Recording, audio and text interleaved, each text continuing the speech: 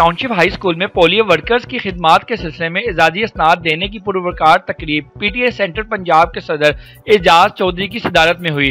مہمان خصوصی میں پرنسپل مدثر حسین، سماجی رہنما محمد سرفراز خان، تنویر بخاری اور سدرہ بٹ تھیں۔ اس تقریب میں اسلم بھٹی، مظفر شاہ، سردار بشیر چمن، علی رضا کھوکر، عبدالحمید کاکا، طارق، یوسف بلوچ نے بھی شرکت کی۔